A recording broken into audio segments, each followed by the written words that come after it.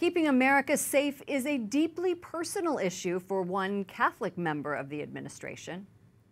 Joining us is Sebastian Gorka, Deputy Assistant to the President. Thank you so much for joining us. My pleasure. Anything for EWTN. In his speech today, President Trump said, "We're getting the bad people out of the country." That is a phrase we have heard over and over again. And he says definitely building a wall that will start sooner than possible. Is that what really is going to make America safe? Well, it's definitely part of it. For the last 8 years, we've had our Border Patrol, our ICE agents simply unable to do their job because their hands were tied by the Obama administration. We are letting them do the job they swore to do as officers of the federal government to secure our borders. We know ISIS has said we're going to use refugee streams, migrant streams to undermine your country. In Europe, the attacks that we've seen again and again and again have been linked to the war zones. One of the individuals responsible was traveling on a fake Syrian passport. He'd acquired asylum status. So this isn't hyperbole. This isn't theory. It's a real threat, and we don't want those kinds of attacks occurring here in America that we've witnessed happening in Europe. You know, on a personal note, your father was a devout Catholic, and he fought against the communists in Hungary. He was tortured, sentenced to life in prison for sending messages to London. How does that experience influence your work today on national security? Well, very strongly. That's the atmosphere, that's the family history I grew up in.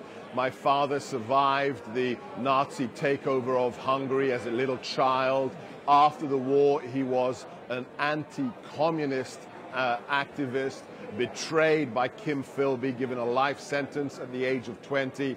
His faith kept him alive in prison until he was liberated by the freedom fighters in 1956. So my family has lived under totalitarianism, be it fascist, be it communist. And for me, we're in the same situation right now. The enemy we're facing aren't Nazis, aren't communists, but they are totalitarians. They will brook no compromise. The jihadists are clear.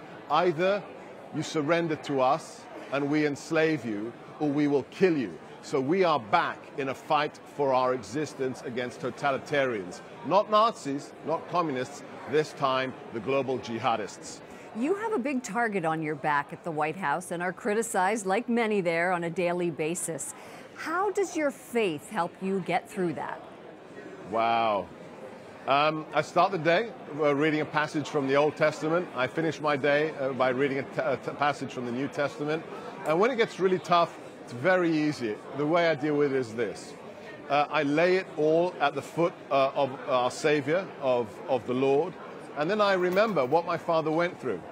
I mean, what the left-wing media is doing to me, it's in comparison to being tortured in the basement of the former fascist secret police headquarters, being hung backwards by your wrists with wire onto a pipe in the ceiling, being in a prison coal mine for 2 years, being in solitary for 2 years.